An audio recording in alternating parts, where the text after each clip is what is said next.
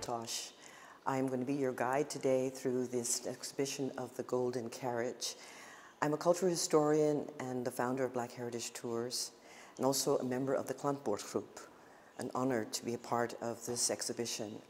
Today we're going to explore history from new perspectives is the name of this program, but it's new for some people, but for many people these are not new. This is changing perspectives. Voices that are speaking now back from the past that allow us to explore this very complex history from a different point of view. Think of this exhibition as a portal to the past, where we're entering these spaces where history is being reframed and reclaimed for people whose voices have been speaking back to the empire but not really heard or marginalized. And now I hope through this exploration together we can find a new narrative and a new way of looking at history together. So we are here at the beginning, and for me this is, I think, a very important starting point, because here we immediately can see and read the voices from many different perspectives about the Golden Carriage and what it represents to the Netherlands and to the nation. And I think for me, I really appreciate all of the different perspectives that are not necessarily my point of view. Mine is included as one of the voices. But I think that's what's important about this exhibition and what makes it stand different than other exhibitions that have been done in this museum and other national museums, is that we're amplifying these voices. And it's not about competing narratives. It's really not about choosing one side or the other, but allowing the guests and the visitors to make their own decisions about their point of view and what they appreciate about this heritage and what also needs to be critiqued. So it's a critical perspective that is, I think, what this first opening section of the exhibition talks about. So when you're here, read these narratives, read these texts, and I hope that for all of you that you feel something. It's not just standing at a distance and observing, but becoming a part also of this discussion. We are creating a dialogue with history, and this is what the first gallery allows us to do. We're in the first hall of the exhibition, and there's so many stories that are in this room that I really started to learn a lot.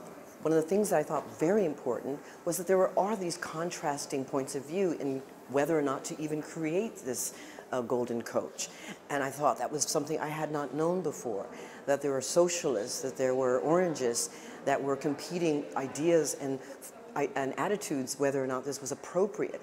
But there's also this hidden stories that I find really interesting in this room, and how things are represented in terms of the objects and the symbolism. So here's this booklet that was created by the stronghold of socialism, and on the booklet there's images of an ape or a gorilla, and it's titled, this pamphlet that was made, King Gorilla.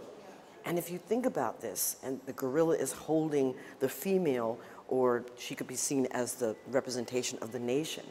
But when I really studied this, and the way that this represents the gorilla, it was an insult to the gorilla, because the gorilla as a symbol, especially during this time, was seen as a wild, untamed, savage beast, very aggressive and hostile.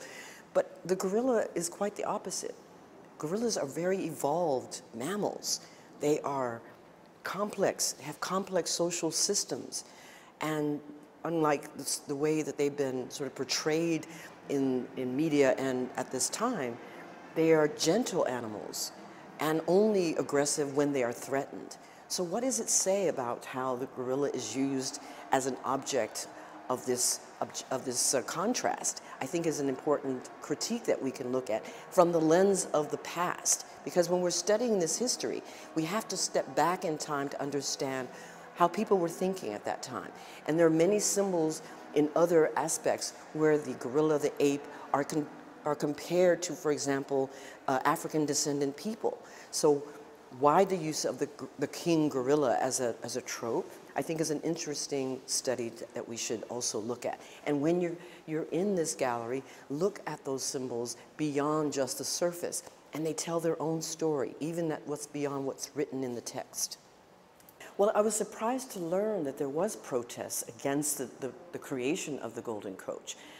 In my own perception, everyone wanted this to be done. This was a national symbol of unity and wealth and prosperity, but that there were many people whose voices might have been suppressed that did not agree with it, who objected and were very vocal about their objections. And that, to me, told a different story, that shared this idea that this nationalism isn't necessarily something that everyone agrees with. And even at a time in the 19th century when there was so much happening in the colonial world, that this was something that was being debated. The idea of the Golden Age really was this sort of renaissance of an era that had long passed, where we're trying to revive this nationalism and pride. There was, of course, in 1883, the World Exhibition, where marketing and advertising, how do we celebrate ourselves? Every nation state that has colonized other nations has had a golden era. Let's be clear about that. But it wasn't golden for everyone. When we talk about the Golden Age, we also have to talk about war. We have to talk about invasion, piracy, banditry, not just this notion of trade and entrepreneurship, where it's very much we're congratulating ourselves, but there were many people who felt that they were not included in this narrative, who were being excluded or who were being exploited. And that is, I think, is a very important critique that we have to keep asking. Golden for who? Why this framing of this particular point in our history that became so embedded in Dutch culture, and people are so attached to the idea of this golden age. Who are we if we don't have it? If you take it away, Amsterdam Museum, then who are we as a nation? How do we remember ourselves if not in this celebratory way? So we are now here in the section about the colonies, and this is a very important part of the exhibition, because without this part of the story, it's incomplete. And let's say that 19th century was filled with a lot of trying to revive this idea of an era that had long passed from the 17th century. The World Exhibitions in 1883. The Netherlands was just one of many nations that were hosting these exhibitions, trying to celebrate technology and advancements in industrialization.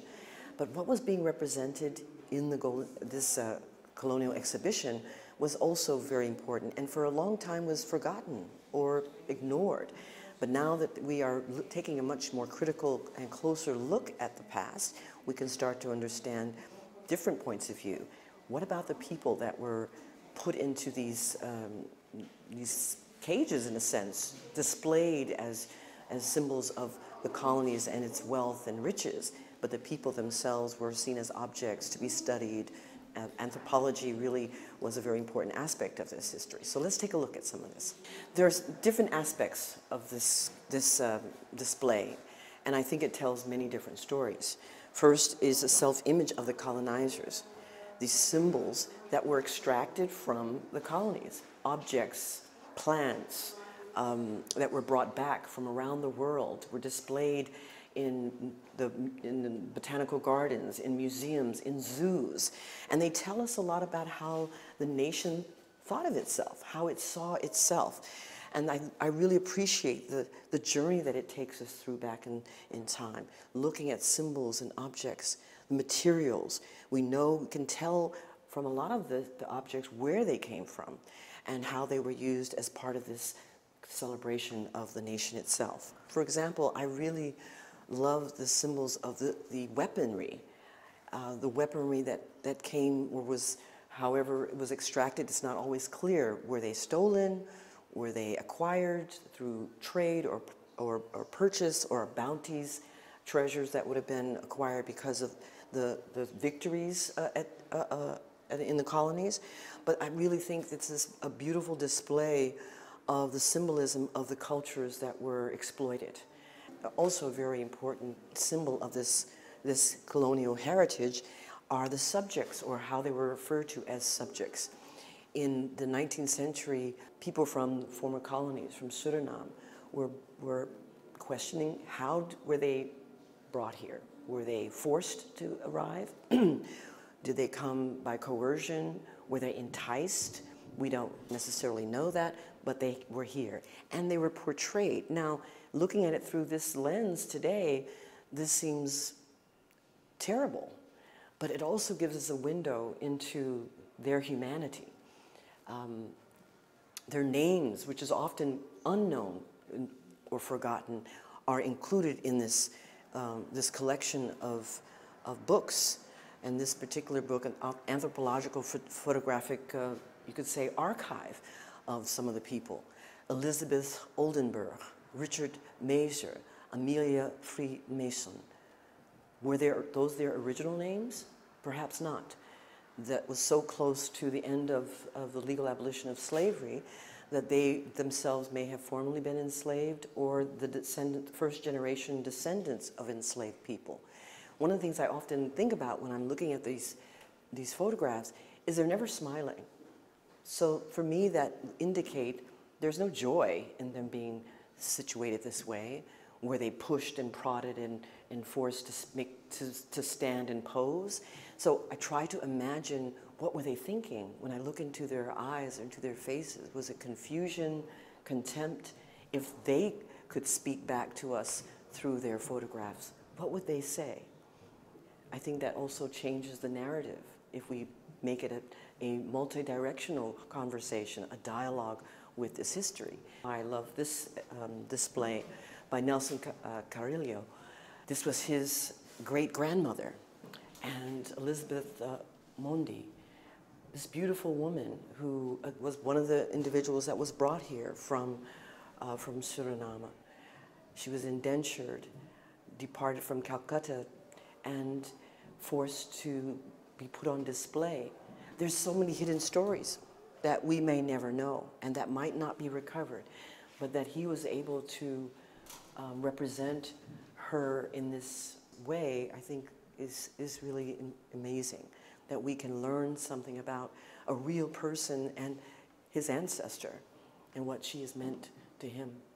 Well, it speaks to me in many ways because I too am a descendant. My family, my ancestors come 6 generations I've traced back in Suriname, so I have followed the genealogy and the history of my family. So I connect very deeply to his story because it really connects to my story. I don't have portraits of my ancestors. I have fragments of their story. I have to imagine some of the elements. I've been to the plantations where my family came from. So it speaks very closely to my own history, and that I can imagine a little bit more about what lived experiences. And that's what's been missing, I think, from a lot of exhibitions, from a lot of the way the history has been sort of frozen in this glorified state, is it's missing the layers, that it has for so long made it seem as if what the Netherlands and what other European nations did was benevolent. That was something that was welcomed. And I think this exhibition and these kinds of displays allow us to go beyond that imaginary, that illusion, and see the humanity. Even imagining the royal family has been so romanticized that they become larger than life or fairy tale-like. But they too have had a position or opinions that have sometimes been suppressed because it didn't meet or measure up to this sort of national perspective. But I think if you read again between the lines of how the young Queen Wilhelmina was against this idea of creating this golden carriage. Why? Maybe we may not know the real reason why she felt that way, but the fact that it wasn't something she just said, yes, please do it. She was young and impressionable and wanted to create her own identity that did not necessarily meet or measure up to or match that of her father, her parents. So, yeah, I think it's a way of reimagining the past and people who lived it. So also I think it's interesting as part of sort of exploring the exhibition is the people who created the Golden Coach. Nicolaus van der Waay, whose portrait is here, often wonder when he was designing these images, what was he thinking? What was his inspiration? Did he already have a sense of how the nation represented itself? If you are, for example, in the city of Amsterdam and you're standing at what's now the Royal Palace, you can look up at the timpans of these national buildings, and many of these symbols he used were already there 100 years, 200 years before. So I think that's important that people also think about the symbols that were used weren't just by accident or by chance, that they actually came from somewhere else, and that these artisans and artists were inspired by this notion of, again, reviving this era of pride and celebration and entrepreneurship and trade and history.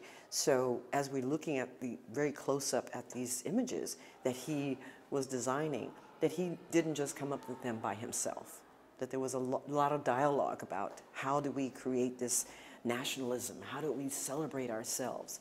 It's a two-sided story that we often, again, are usually only looking at one perspective. So now we are near the end of the exhibition, and what I really appreciate is the beginning connects so closely to the end, with the voices speaking out from the past, people who are on both sides perspectives, who want to maintain this glory, and others who are challenging it and want to critique it. And here at the end of the exhibition, before we get to the actual coach itself, are the voices that have been actively protesting this for a very long time. And that was also something new to learn, that in the beginning, in the 19th century, there was objections to this. And in the 20th century, these voices have been suppressed, but have really always been very vocal. And I think it's a very important aspect to show the symbols of the protests, the voices speaking out, finally, who are receiving that recognition that they've been saying for decades, that this narrative has to change, that the symbolism and how it's being represented every year, being paraded in the city, in The Hague, needs to be revisited.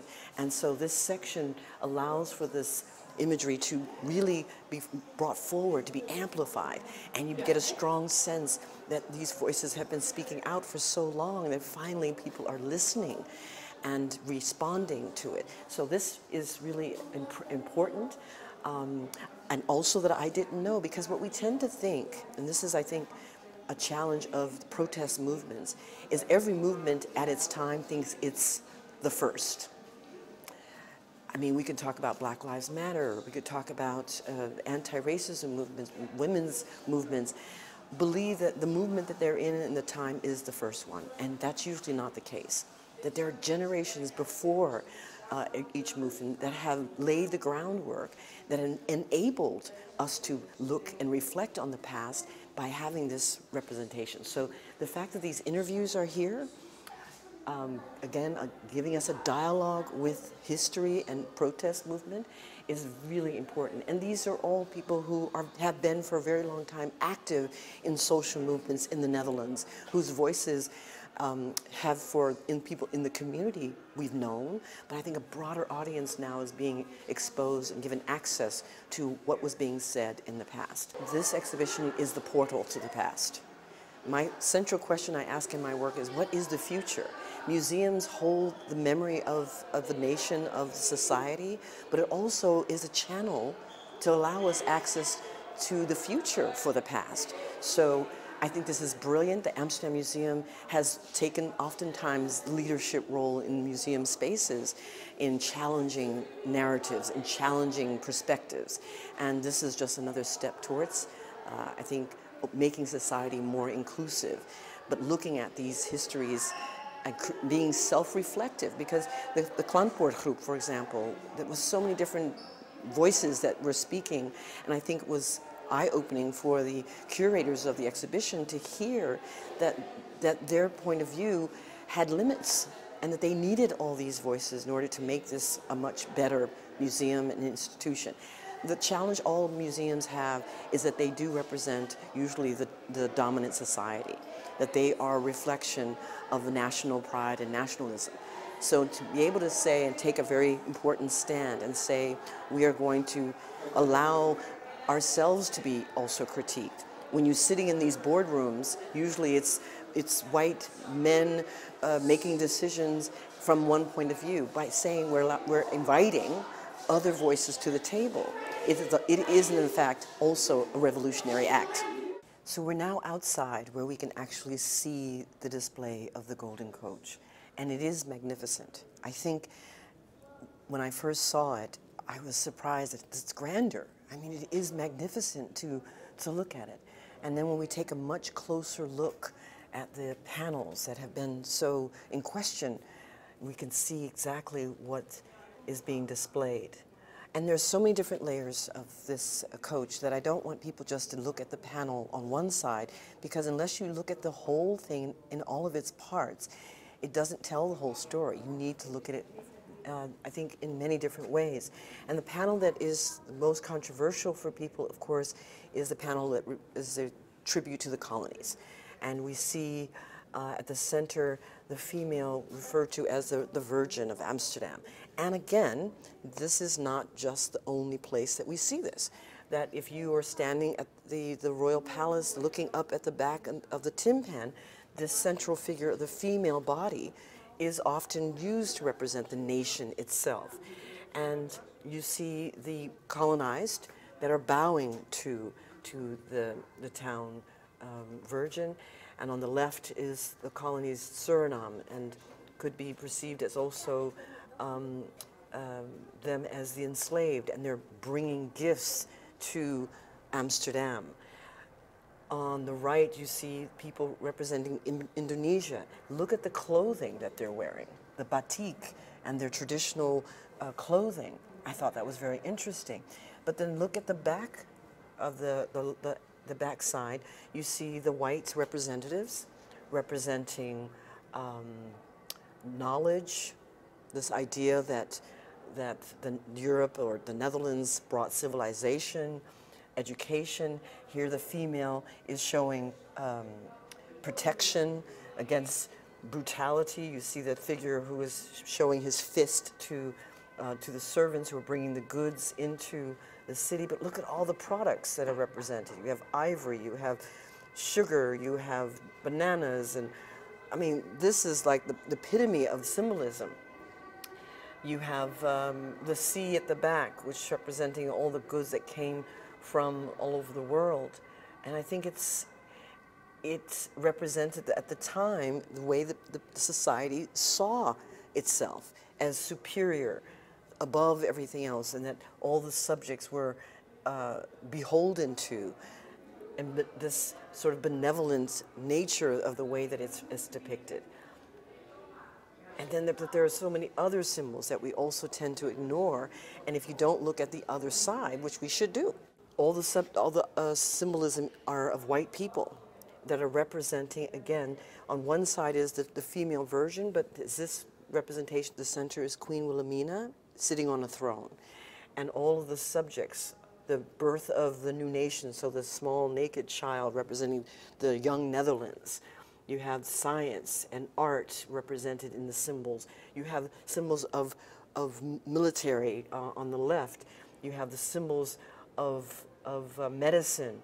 So again, this nationalism around the golden era that was being remembered and recreated in the coach really says a lot about how not only the Netherlands but Europe, as in these European nations that were colonizing the world, wanted their golden carriages or coaches in England and in France that representing the same sort of nationalism and pride.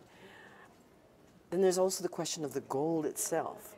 Now, many people want to think these are solid gold that created it, but they're actually gold overlay, like these leaves that are, where did the gold come from? At the time, the gold would have been Suriname, Brazil, Ghana, or Africa. There's a study going on right now, right, to determine the origins of the gold. But this symbolism, I think, goes beyond just the objects on it, but also materials that are used to create this. And who also was the artisans, the orphans that were, people that look inside, the very fine detailing of the interior was made, who was required to make them. crown. We see a lot of the symbols of the crown, of this, the idea of the royal family, the orange blossoms that are inside, representing the House of Orange. If you're walking through Amsterdam, you'll see orange trees on building. Or in art, where you see, there's a painting of Princess Mary Stuart who's holding an orange. So the orange, the House of Orange, is symbolized not only in the carriage, but all throughout the built environment and art of that time and before. The front of the panel representing the future, and this back panel representing the past. When you come to the museum, don't just look at one panel. Look at all the symbols that are surrounding it. It tells a more complete story, and that's what I hope people will get. So we're here in the Amsterdam Gallery. It's about contemporary interpretation or reflection. How do artists, contemporary artists, also reimagine the golden coach and the narratives surrounding it? More stories can emerge, more personal perspectives, and there's so many beautiful ways that artists chose to do that. So let's explore a few of them.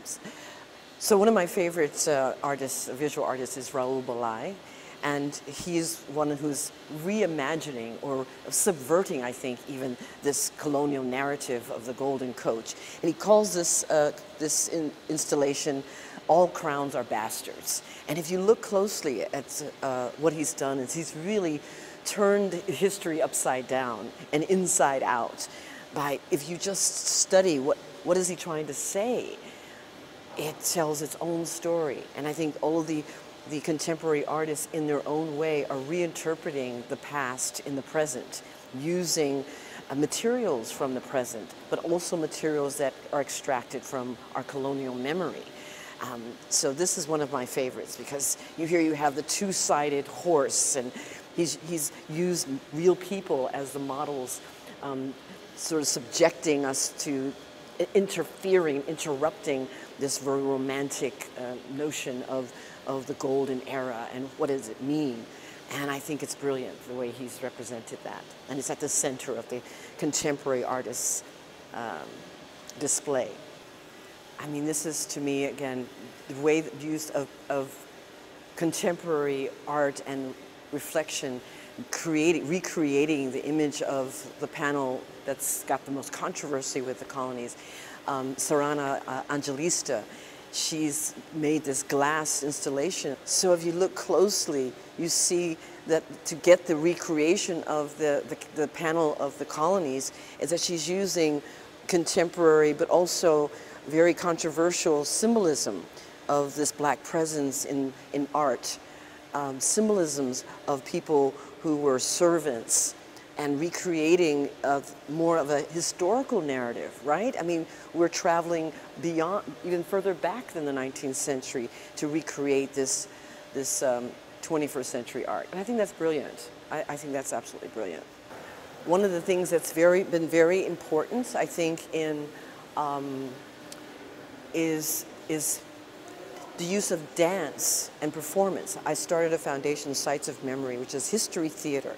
So I really love Nelson Carrillo's Dance of Creation, and how he's, again, interrupting this romanticized notion, and how it is then subverting the narrative, making us think differently. Again, new narratives, but shifting perspectives and changing portraits. I just think that the whole gallery itself does that in a very beautiful way. So you have the past in the present.